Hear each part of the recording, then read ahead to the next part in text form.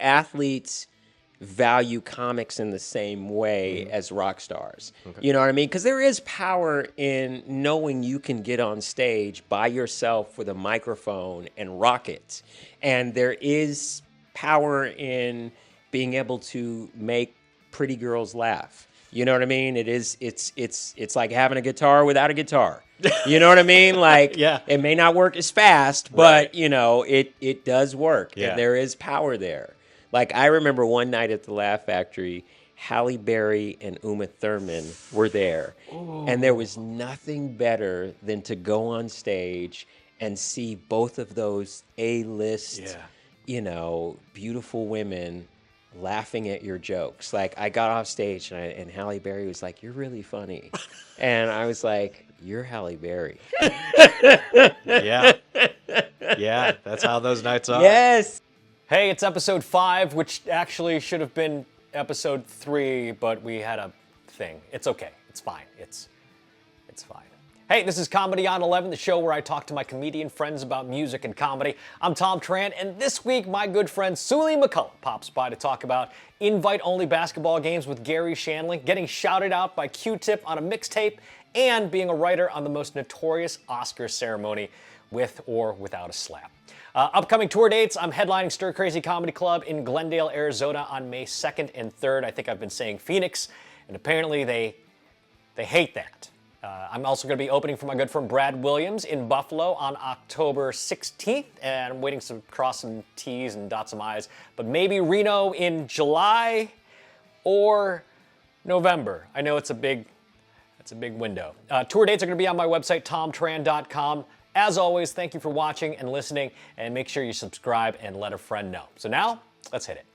Welcome. Hey, man. Thanks for coming over. How are you, man? This is another episode of Comedy on 11 where my funny friends come over and we turn the funny up past 10. This week I'm here with... past 10? Up past 10. Oh, wow. So 10 isn't enough anymore. Up to 11. Oh, okay. Up to 11. Like that old... This one goes to 11. This one goes to 11. Yes. That's where I got the idea for the show, man. Like I love it. Like we were saying off air, like I needed to find something that I loved. Uh-huh. And there's nothing I love more than sitting around with you and the guys in the green room. Sure. Just cutting up and bullshitting. That can sometimes be 10 times better than the show. Oh my, the times I finish a night and I look at the audience and go, if you guys were in the back. Yes. Yep. Yeah, it's, you know what it is? It's like prepared jokes are good.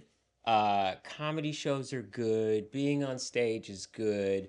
But something about hanging out in the back in the green room is next level, because you know what you get? You get the uncensored version of super hilarious people. Right. Like people that have a on-stage persona, but in the green room they can let it hang out. Yeah. Yeah. And it's a different vibe. The conversation is richer because you don't have to pull back. You don't have to worry about having to censor yourself. Right. So you get to really shoot from the hip in a way that sometimes you can on stage. Mm-hmm.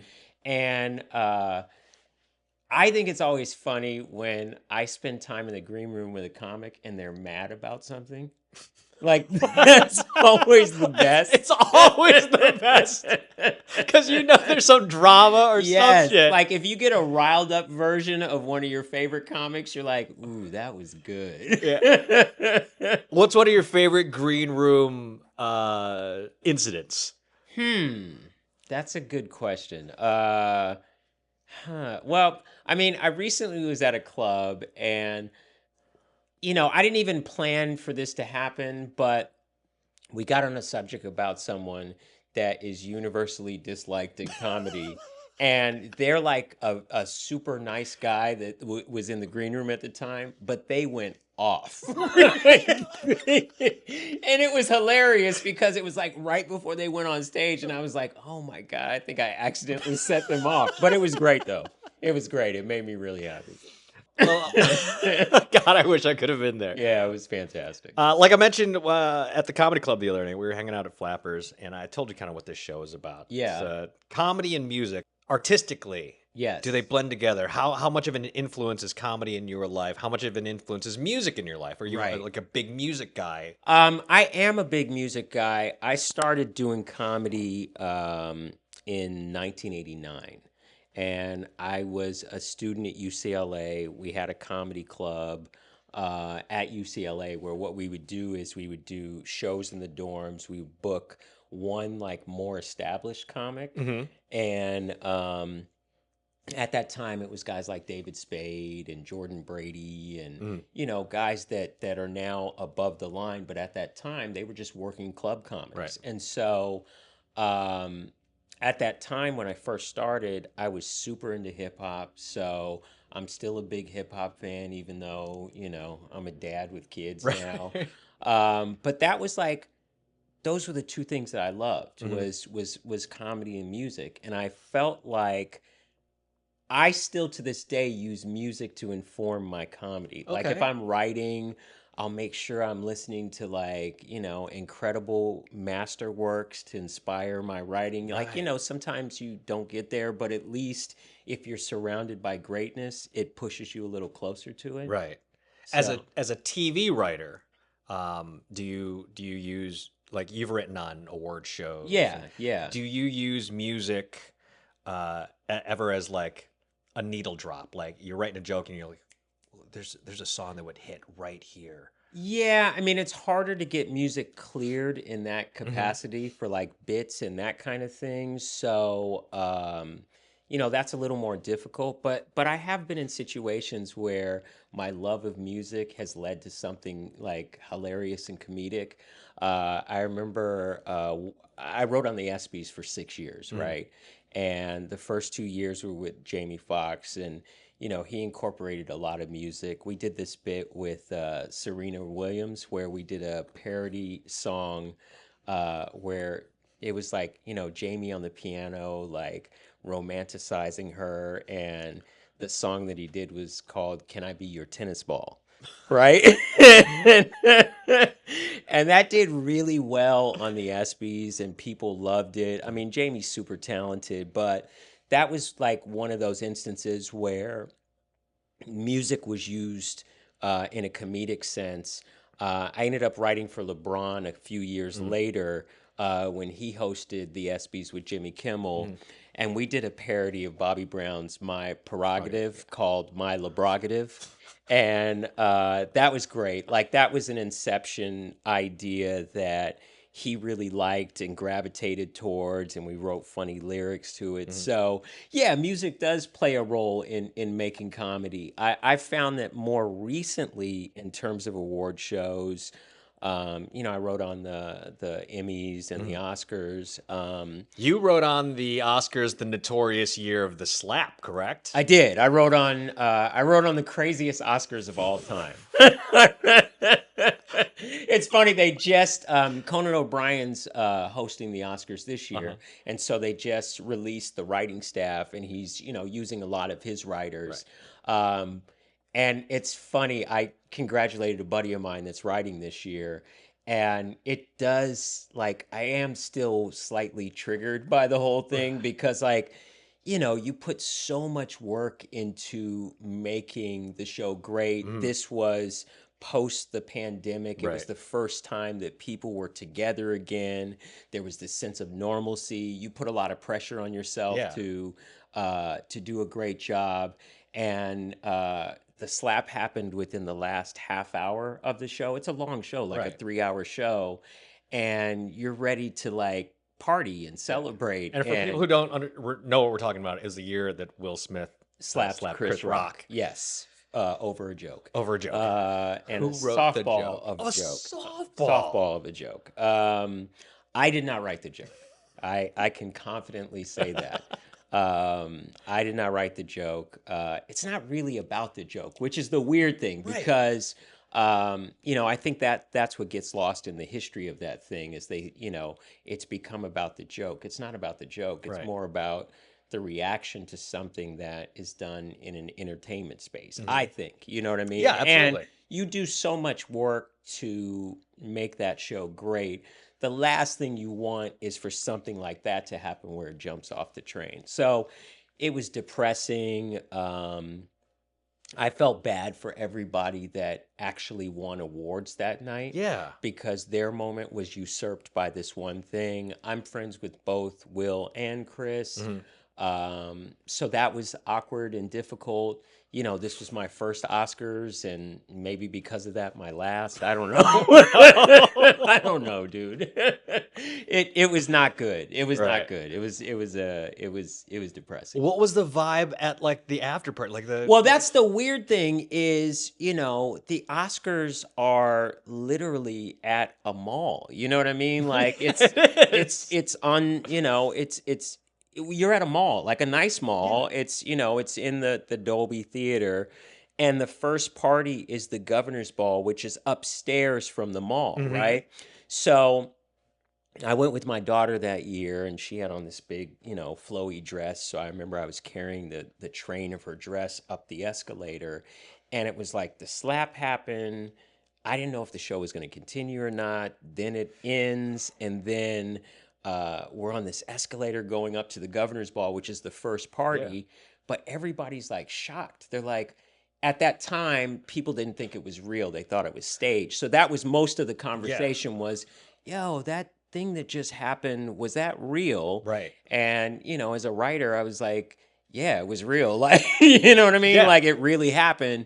So there was just this confusion, and it was just awkward. You know what I mean? Right. Because nothing like that had ever happened before. We were all kind of processing it. You know, it's multiple months of work kind of down the drain. Like it was weird. It was, I rushed to the bar. And I remember I had a conversation with the bartender because it's a party, dude. Like it's the Oscars, you know, it's like, and I was very candid with the bartender. I said, I just wrote on my first Oscars. I should celebrate. I think I need a drink. And the bartender was great. They were like, yeah, you did that. Here's a drink. And I drank that damn thing. Yeah, it was weird, dude. It was a very weird night. and it's not lost on me that it's like these two worlds of like comedy and music. Will Smith was a rapper. Yes. He came up in comedy. Yes. Yeah. And I guest starred on The Fresh Prince. yeah. I wrote for Will on the Kids' Choice Awards. Like, our kids went to school together. Like, I was as close to it as close could be. I am a huge Chris Rock fan. Right. Chris Rock, I think people forget too, he is a 2-time Oscar host. So he understands not only the gravity of what that job is in terms of pressure, but he was presenting Best Documentary that year to what turned out to be Questlove. Questlove won that year. And Who's didn't a friend he of win his. immediately after the slap? Yes. So it was, dude, like I said, it was all so bizarre. Yeah. You know what I mean? Like, and to be in that space where, you know, quite frankly, there's not a lot of minority presence. You know what I mean? Like, it's an artistic room, but the talent in the room, it's few and far between. Like, you know what I mean? Like, it's the most A-list people. Right. And so for that weird cloud of just, you know, it was like, man, I felt like America needed a lift at that time. And that's what ultimately you want these award shows to be. You know what I mean? Right, Which right. is like, you know, a glossy distraction. Right. And it just, I think, was a reminder of the pain and discomfort of the pandemic. Yeah. You know what I mean? It was such a weird time. Like, It was very weird. And you know what? I knew as a stand-up that immediately after that, there was going to be this trickle-down effect that would bleed into the clubs, where if someone took offense to something or misunderstood the direction of what you're trying to do on stage, they're going to feel free to be able to walk on stage. And then we saw that. We saw a lot of people... At the Bowl with Chappelle. Yes, at the Bowl with Chappelle, like in comedy clubs across the country, you know, drunk people walking on stage, feeling like they could take ownership to what was happening on stage. So I instantly knew there was going to be a trickle down. Yeah, I was helping run the Laugh Factory at the time. Yeah, you remember? sure. And that night, I was actually in band practice. I was like, rehearsing with my band. Phone was off. Yeah. And I go out to go grab something to drink. Yeah. And phone is going crazy. Text Yeah, messages sure. left and right. Sure. And I don't know what's happening. Sure. And it's every news station because I was the media relations guy. Yeah. And they're like, yeah. Can we come down and talk to? Yes. I'm like, I don't know what's happening right now. Yeah. So yeah, give me 2 I mean, seconds. it was funny for me too because it's like I've wrote on a lot of award shows. I was a writer on the Tonight Show. I have like extensive, credits, experience in that field. But the Oscars is the Super Bowl of Hollywood. Yeah. And so, and normally I don't say anything until after I do these jobs. Right. But with the Oscars, they release a press release of who they've hired to shepherd this thing. And so even after the monologue, my phone was blowing up. You know what I mean? Right. I remember I got this message from my ex-girlfriend in high school. And her text to me was, "I love you, and what jokes did you write?" And that was after the monologue, right? So I had to shut my phone off because, it's a long show. You're into the, things are happening in real time. But after the slap happened, everyone I've ever met throughout my life tried to contact me that night. And then the next day, the head writer said, going into the night, you're probably going to get solicited by newspapers wanting you to comment on something that happened, with the Oscars, just on a normal Oscars. Yeah. And they said, we encourage you to respectfully decline because no matter what you say will get turned against you, right? Right. And that's before the slap. That's before the slap. With the slap, I remember the New York Times, the Post, TMZ, they all called. One reporter said, "Hey, I saw that you were a writer on the Oscars. Do you want to talk about it?" And I was like, absolutely not, right? Nope. So then he goes, "Just between you and me, this is off the record." It's never off the record. It's never off the record. Never off the record. I was smart enough to be like, "Come on, dude. Come on." Right. First of all, you mispronounced my name. So, I'm not trusting you, dude. But it was weird, dude. It was it was interesting, too, because to be at the epicenter of something that was global like that. Yeah. You know what I mean? And it was global. Will is one of the biggest stars on the planet. Chris Rock is one of the biggest stars on the planet. The Oscars is live. One of the biggest nights in entertainment. The biggest, it's the Super Bowl of Hollywood. It was interesting to then move through the world knowing that you had insider information, but you had to hear everyone's perspective that wasn't there, had nothing to do with it, and just had their 2 cents. Yeah. I remember I was sitting in the barbershop, my black barbershop, and everybody's talking about it. And did they know that you worked on it? No, my barber knew. Right. But I wasn't saying anything, right. Dude. I was just a dude trying to get a haircut. But everyone's talking about it, and it's barbershop talk. Yeah. And their perspective is, man, if that was me, he wouldn't have slapped me. And, I was like, dude, you wouldn't have been there. You know what I mean? You wouldn't have been there. Right. That's first and foremost. Yeah. And anyone can say how they would have reacted in a situation, but you weren't there. Right. You know what I mean? And I commend Chris Rock. I've always respected him, but I had the utmost respect for him that night because the way he handled it, and it was a product of those late show, second show Fridays where you've always got somebody drunk in the crowd that you have to manage something that has gone off the rails. Yep. You know Absolutely. what I mean? And keep the show on track and moving. I didn't know what was going to happen in that moment. I thought, we could, the show could just end right now. You know what I mean? Yeah. So I really didn't know what was going to happen. So I commend him. He's somebody that I've always respected. And it's unfortunate that happened. but I am part of history in terms of writing on the weirdest Oscars of all time. That's pretty wild, man. Yeah. If you're going to be a part of any of them. Yes, if you're going to write on one Oscars, like, that's probably the one to write on. Because if you say The Slap, everyone knows what that everyone is. Knows, yeah. But if you said, hey, remember the year XX, this one? No idea. Nope. And you know what? Part of me, like, I used to do this joke where I was like, man, why couldn't I write on the year Ellen DeGeneres took a big selfie? You know what I mean? Like the normal white Oscars. Yeah. But, it is what it is. All right, man. You get up in the morning. Okay. You're getting ready for your day. Okay. What's the first thing that comes on the radio, your iPod, whatever? Like, what are you listening to start your day? And then what are you listening to throughout the day to get you through it? Well, what I've been doing lately is I've just put my my phone on my favorites. Mm-hmm. You know what I mean? Right. So the music that I have on my phone, I'm all into my favorites. Right. And I feel like I get so pleasantly surprised in my music taste. I'm like, yeah, McCullough, right. Yes.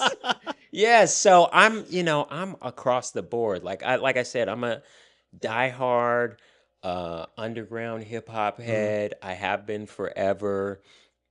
I'm a big Stevie Wonder fan. I recently learned you're a Prince fan. I'm a huge Prince fan. I'm across the board, right. Dude. Curtis Mayfield is big for me. Donny Hathaway. Mm-hmm. Sometimes I get in my little my smooth R&B grooves, where I'll go some Sade. I keep it a little ghetto with Summer Walker. Okay. I just learned recently Sade was the name of the band. Yes. I didn't know that. Yeah, I didn't really know that either. 20 plus years. I thought it was her. It was her. Yeah. We focused on her for obvious reasons. Obvious reasons. But I saw a YouTube video like, did you know this was the name of the band? Yeah. No. The band, I mean her. Right. Right. They played at the Hollywood Bowl a few years ago. Oh yeah. And I was trying my hardest to get tickets to that show, right? And somebody told me just go day of, because sometimes they release tickets. So I drove to the Hollywood Bowl, right? And she was rehearsing as I pulled up. And so I could hear her singing, and dude, it was magical. Oh. It was magical. And then I went to the box office, and sure enough, I went there at the right time because they released tickets. Right. So I ended up buying 2 incredible tickets, and I don't want to pat myself on the back, but just listening to her rehearse was the win for me. I ended up giving those tickets to my sister to go see the show. Dude, that's dope. Yes, yeah. So that was my Sade moment. Dude. Nice. While we're talking about concerts, I mean, we're about the same demographic and age. Yeah. Did you do the thing, and I asked this of all my guests, did you do the thing growing up where you're like, before smartphones, you had to, if you wanted to go see a concert, you had to wait in line. Oh yeah, yeah, dude. Like I'm a sneakerhead, so I'm used to waiting in line for things that I want.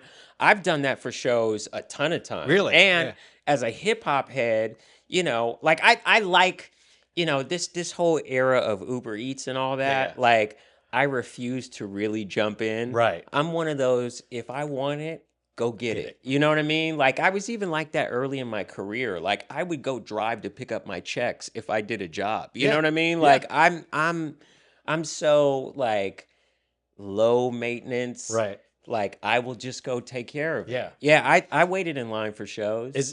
Do you think this generation now is missing something of that experience of like? I love it. It makes it more fun. Yeah. Like it makes it way more fun. Right. Like I will say this though. I've taken my son like, I've gone to Camp Flognog a couple of times, and I've done those, outdoor festivals and stuff, and I've gone with my kids. I've gone, by myself sometimes, and even though I will do the VIP just so I can sit down sometimes, and I do like that little space, I will also go GA sometimes. Yes.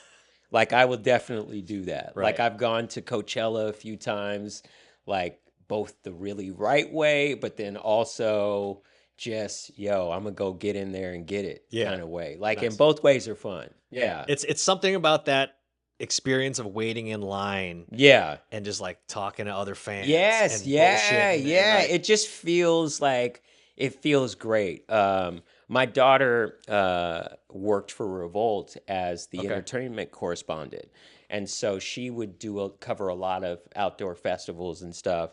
And so sometimes I would tag along with her, and it was great because people didn't think it was father and daughter. They just thought we were just hanging out, Yeah. right? And so I felt like I got this very real version of how people get down. You know what I Right. mean? Yeah, Like it was, yeah, it was great. It That's was great. awesome. That's a Great. great experience too, like being able to go to Yeah. concerts with your kid and Oh yeah, no, it was experiencing- great. It was great. Like that I know. what's cool about that too is like you get to experience music through their eyes. Mm-hmm. You know, my daughter turned me on to Mariah the Scientist. Okay. She played Coachella a few years ago, and so we watched her, and it was great. It was Yeah. great. I'm a fan of West Side Gun, and they're like this underground hip hop group out of Buffalo, and My they hometown. performed. Oh, you're from Buffalo? I'm from Oh, no Buffalo, way! yeah. So they performed at Coachella that year also. So like I turned her on to that. So it was great. You know what I mean? Like it's just dope to do that. What's your current walk-on song? My current walk-on song is And a how song. often do you change it up too? You know what's funny? Like I used to change it up more often. Like I used to do walk-up songs that were just whatever I was listening to at the time. Like, and I started like 89, early 90. So that was a lot of hip hop. You know what I mean? Like that would just put me in the mood. I would do Gangstar. I would do Public Enemy. I would do like I always wanted to just stay close to who I really was, and also set the tone for this music inspired me. I sometimes do dates with Sean Wayans, and so we were touring pretty extensively the past couple years. And my walk-up song was from A Tribe Called Quest. It was called Youthful Expression. It's from their first album. It's not as popular as like Left My Wallet in El Segundo, but I feel like that song, that beat, everything about it, it's like the beat is so dope and it's so like user friendly. It just puts me in the right headspace for comedy. Yeah. I think it's universal in terms of just a cool sound to start the show. So I've been using that pretty regularly. Okay. Like that is like I would have to say, I know for most of the dates that I did with Sean, that was my go-to music. And I'm still using it now just because I just think it's the right tone. It puts you in the place, in the headspace, right? Yes, to yes, go up yeah. there. I love the lyrics. Yeah. There's this other like connecting point for me to it. I played in Gary Shandling's basketball game for years. Okay. I was friends with Gary for about 18 years. And he had a Sunday only invite basketball game, right? After he passed away, Sacha Baron Cohen moved the game to his house. He was friends with Q-Tip, and Q-Tip made us a mixtape for our Sunday basketball game. And That's he dope. shouted us all out by name on the mixtape. So I also feel like Youthful Expression is my thank you to Q-Tip for making that mixtape for us. That's great. That's insane. It's to hear Q-Tip say your name on a mixtape that he made for you For guys your to get for my basketball. basketball game, dude. It's unbelievable. So thank you, Q-Tip. I appreciate you, respect you. That is amazing. So that's why I play your music as my walk-on music. That is unreal. Like I can't even. Yes, it was unbelievable. It's unbelievable. It's unbelievable. It's also a testament and a memory to Gary Shandling, who brought so many of us together, and he was a mentor for a whole generation of comedians, and we're all connected from him. So that's why my walk on music is youthful expression. Can I tell you my favorite Gary Shandling story? Yeah, please. When I first moved to LA, Uh-huh. I was trying to get in a Comedy Magic Club. Uh-huh. I moved to LA in 2008. I didn't get past the Comedy Magic Club till 2019. Oh, wow. Wow. When I first got here, Yeah. I got bumped by Shandling to Sure. do a Sure. showcase. And Yeah. like, Shandling's here. He's Yes, doing a of thing. course. So I of just course. went in the back of the club Yeah. and watched. And he had his little yellow notebook because I think he was doing Bill Maher's show. So Yeah, it's like sure. So he working had on his stuff. notes on Yep. there. Yeah. I have a couple of his notebooks. Oh, really? I do. Yeah. That's amazing. Yeah. He finishes by saying, I'm not going to close strong because I don't have to. Yeah. Every comic in the place fell over. Yeah. I've never laughed so hard Yeah. at just a throwaway nothing. Like, Yes. And I was like, of course you're.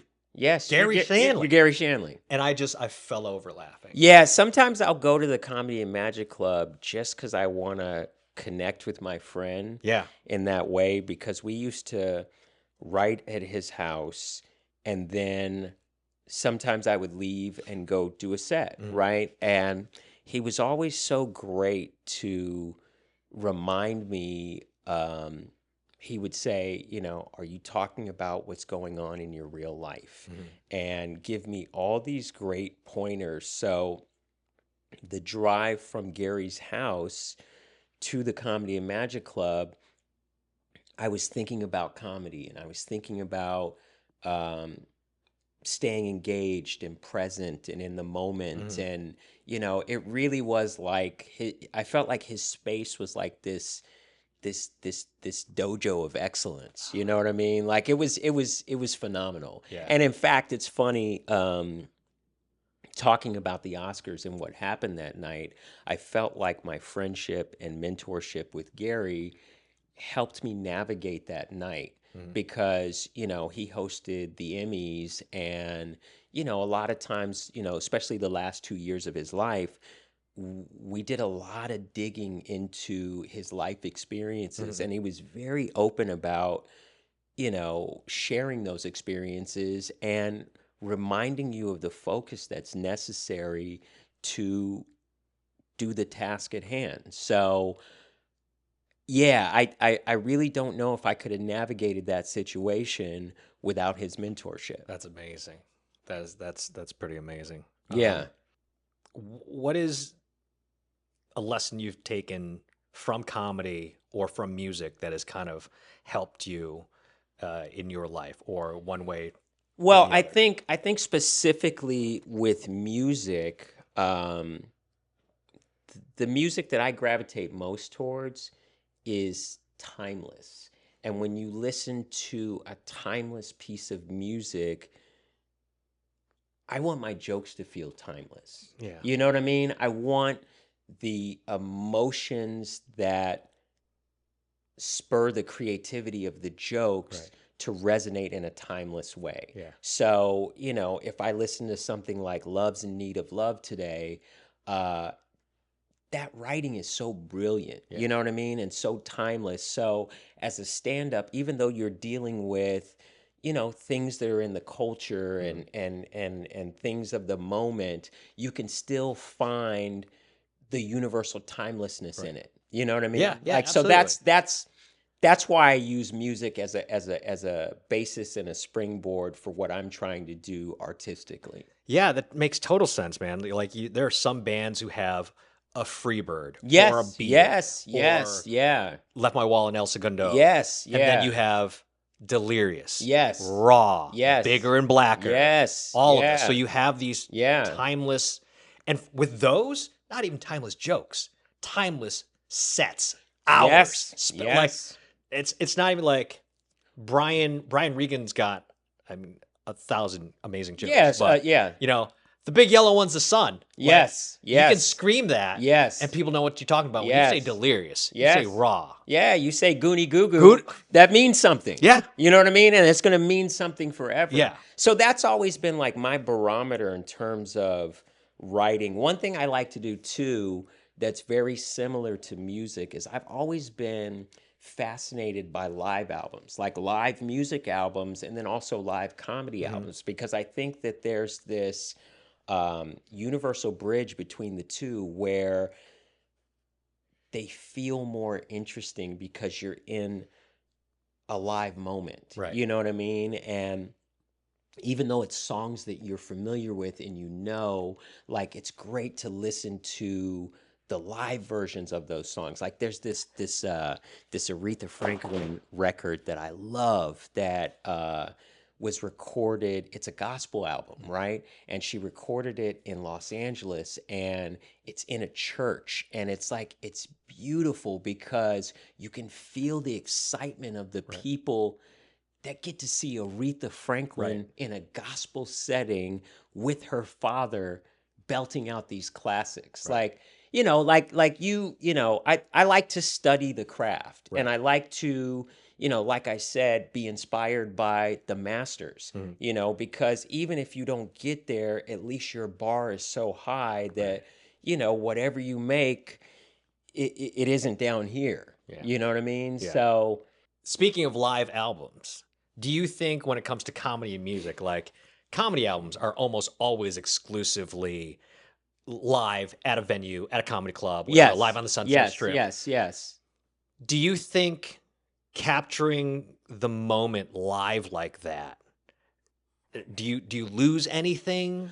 The only thing that I think you lose is sometimes you want to hear a song in the way that you originally discovered it. So you're like, they're doing this a little too long, or they speed up the tempo, and you know what I mean? Like, that's the only thing that gets lost in translation. But I also always remember the value in allowing artists to explore their artistry. You know what I mean? Like, just because you made something great that I love, you don't have to stay in that pocket. Right. You know what I mean? Yeah. Like, I also think it's really cool as a comedian, if you've done something that the public likes, it does give you access to these artists that you've admired. Right. Like, I weirdly have become friends with Rakim. And, when I was at UCLA and just starting comedy, Paid in Full was my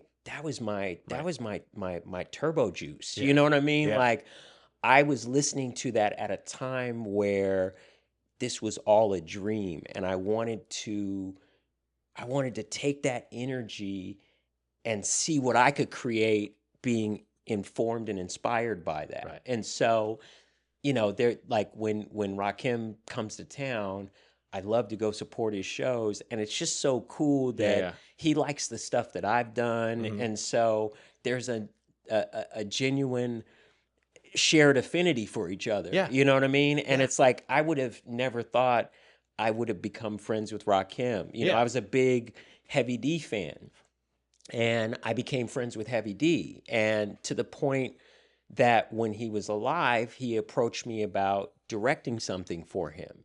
And it was before I had aspirations of being a director. And so not only somebody that you admire and you admire their work and, their whole get down, when they see something in you and they like what you do, like, it's extraordinary. Yeah. You know what I mean? It's extraordinary. Yeah. It's like when you look up to someone and then all of a sudden, they ring you up, just say, "Hey, what's going on?" Yes.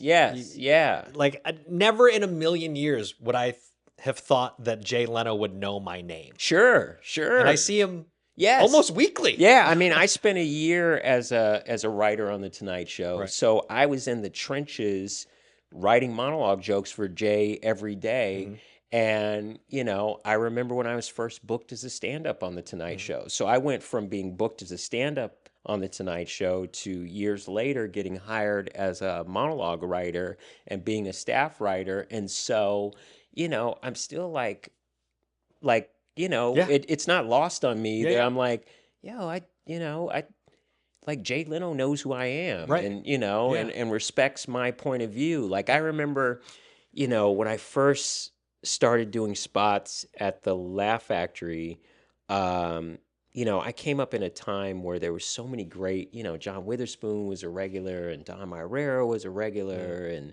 David Allen Greer was in the clubs, and Damon Wayans was in the clubs, and Keenan Ivory Wayans was there, and just all these dudes that I respected on the highest level, and to get positive feedback from them was just so encouraging. You know what I mean? And so it just, that's the gas that you need to stay inspired. You know what I mean? Yeah. And to feel like what you're doing matters, because I think a lot of times, in comedy, it's such a roller coaster of, Good highs nights, and lows, that's and you know what I mean? yeah. Like, you're gonna bomb sometimes, and Yeah.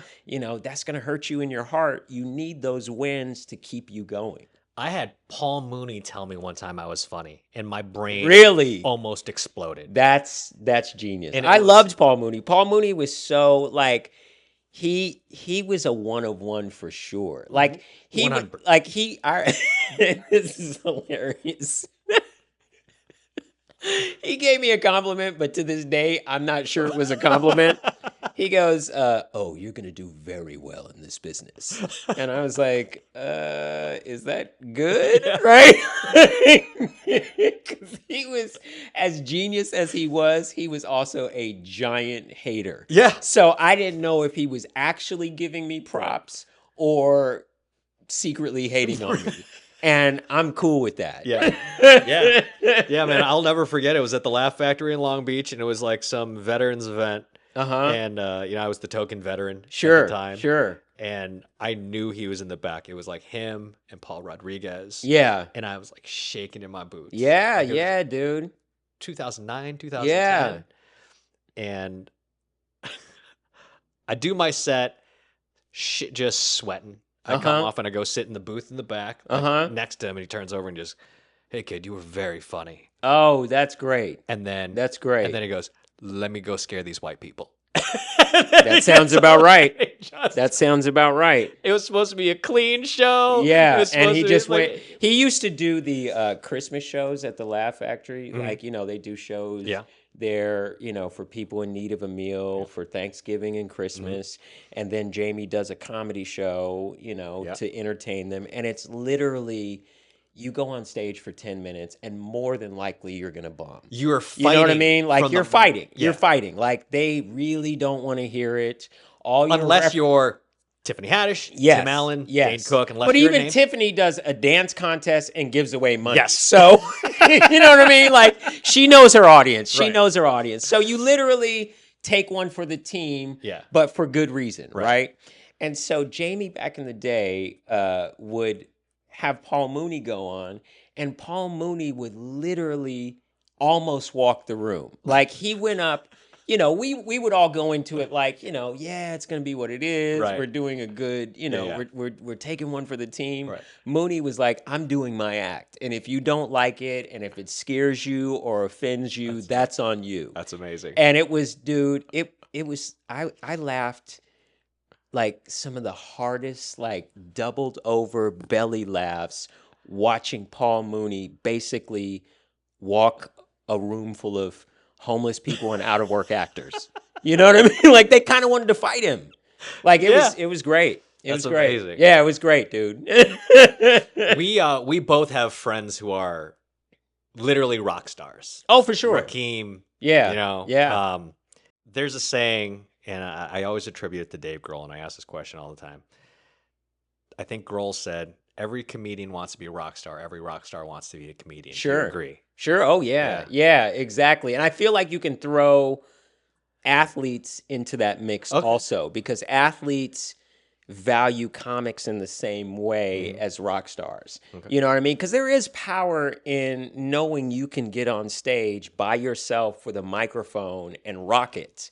And there is power in being able to make pretty girls laugh. You know what I mean? It's like having a guitar without a guitar. You know what I mean? Like, it may not work as fast, but it does work. Yeah. And there is power there. Like, I remember one night at the Laugh Factory, Halle Berry and Uma Thurman were there. Ooh. And there was nothing better than to go on stage and see both of those A-list, beautiful women laughing at your jokes. Like I got off stage and Halle Berry was like, "You're really funny," and I was like, "You're Halle Berry." Yeah. Yeah, that's how those nights are. Yes, yes, yes. So And it's just you and a microphone. it's you and a microphone, and people like. The great thing about comedy is like if people get your vibe and they like your sense of humor and they like, how you do it, Yeah. it's a win. Like Yeah. you make friends for life. Yeah. And I didn't get all the girls I got because I'm handsome. Yeah, I mean, if you keep it real, that's the reason why a lot of people get into comedy. Yeah. You know what I mean? Yeah. It's like it does the work for you. Right. You know what I mean? And You it have a helps. great set, you don't have to sell yourself. Like those laughs sold you. Yep. Yeah. Unlike rock stars, we are approachable.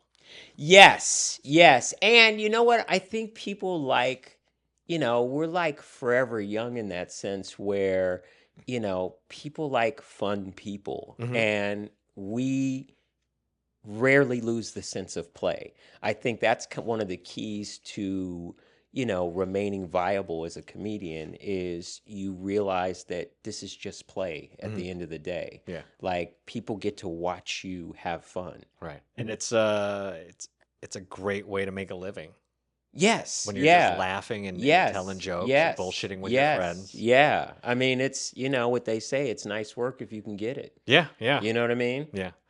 What's your experience with comedy or music in comedy? Like, what was your first experience? You know what? Like music and comedy, like what do you mean by that? Like in Steve terms- Martin, like Oh yeah, Sandler. I was a huge Steve Martin fan, and Funky Tut, the King Tut song was incredible. Like I very much gravitated towards that. Adam Sandler played in Gary Shandling's game, so I've been friends with him for years. He used to do a Christmas party every year in Burbank at the Pickwick, and he would perform on stage with a band. And so he was one of the first people that I really saw embrace music in a way where, while he did the funny songs, he also just liked making music. So he was, kind of a rocker at the core. Yeah. And that was cool to see him be able to indulge that. A dude with a guitar that can also be funny, that is a whole nother level. I think too, like that was something interesting about working with Jamie Foxx. Right. I produced, I took consulting producing credits on some of his early specials. And Jamie, as a stand-up, I always felt like we spoke the same language, and there was a universal bond in that way. But then when he would go to the piano and switch gears to singing Jamie, it was like, oh man. Where you're like, got just a take my whole- panties. Well, yeah, I mean, I didn't. Yeah, like I mean, if you were, yeah, if I had panties, right. yeah, they could. Yeah, but it was amazing to see, a show where he, had you as a comedian, and then it was like he went to the piano and shifted gears, and the ladies were like, "Oh, now you really got me." Right. You know what I mean? Yeah, yeah. So as good as the comedy was, being able to sing and be on that piano was a whole nother level. Yeah. Like he used to, Like Craig Robinson. oh yeah, just Just- there's some power, dude, about being able to sing and make music. Like it is another level. It's Yeah. a whole nother And gear. being great at it. The Yes, way he is. it's a whole nother gear. Like I was gonna say, when Jamie had his first hit with Kanye, he started to he briefly did a tour where it was a comedy and music tour, right? Where he would do a half hour of stand up front and then do like the hits that he had with Kanye. And so some of the first dates I went out on tour with him, and we played DePaul University in Chicago. Yeah, and Kanye, did these dates with us. And so it was unbelievable, dude, because it's like I understood the comedy side and we knew that really well, but that's when Jamie was first learning to be to be a musical touring act. And Kanye, they would do their hit songs, and Kanye, because we were in Chicago and that was where he's from, Kanye did about 4 songs on one of these first couple of dates, right? And Kanye's performance skills were remarkable, right? To the point where I remember I had a conversation with him after the show, and I was like, dude, like, you're such an amazing performer on stage. Like, how did you learn how to do that? And he was really forthright at that time and forthcoming. He said, you know, I used to open for the Rolling Stones in Europe, and they were doing these 100,000 seat venues, and I was the opening act. And they knew the Rolling Stones, but they didn't know me. So he had to learn how to open for the Rolling Stones in these giant venues. And Talk about at nerve-wracking. DePaul, yeah, I mean, it was like they didn't know him. Yeah. They didn't know him. They didn't care about him. Yeah. But you still got a set and you got to do your thing. Yep. But seeing him at DePaul, I was like, this dude is so skilled as a live performer. Like, I had to get intel. Right. And luckily he was open enough to share that with me. Right. Which was remarkable. Yeah. Like that was a great comedy and music story, that just the experience of who I was associated with at the time gave me like an insider's perspective about 2 of the very best. Yeah. You know. How was touring, doing music stuff like on that tour?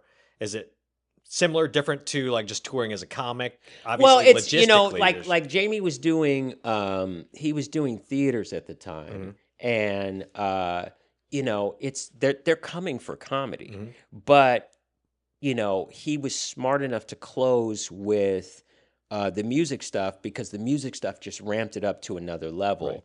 I have seen Dave Chappelle used to tour with John Mayer, and you know, I hit up a couple of those shows, and that was really interesting because John Mayer has such a strong following, and he's a remarkable musician. Right. And to watch Dave follow music, which is not easy at all. Right. You know, he would follow John and do stand up. And that was like a great, you know, firsthand learning lesson too, to watch somebody take the energy of following a music act and still be able to have command of the room when it's just you and this microphone. Yeah. So that was really cool too. That's awesome. Yeah. I'm going to let you go real quick because one of the cameras is the battery's dying. Oh, okay, great. But we're gonna, so we've done it. We've killed the battery. We've killed the battery. But we'll wrap it up. We'll wrap it up with this. What is your go-to karaoke song? That's funny. I get asked that a lot. I'm not a big karaoke guy. Okay. But it would probably be something funny. Okay. Like I ain't gonna bump no more with no big fat woman. Like something like that. Right. Like I would take a risk where there's some comedy involved. Okay. Yeah. Excellent. That would be my go-to song, but I'm not a big karaoke dude. All right, man. Where can people find you? Are you going out on tour? You got anything coming up? Right now, I'm doing spots in town, so you can find me at the Laugh Factory. You can find me at the Comedy and Magic Club. You can find me at Flappers, and I'm sure I'll be doing dates with the Wayans. We always pop up and do shows, so I'm out there. Suli Mccullough, my name. That's where I'm at on all the platforms. Awesome. All right. Thanks for coming over and turning it up. Of course, man. Appreciate it. Yeah.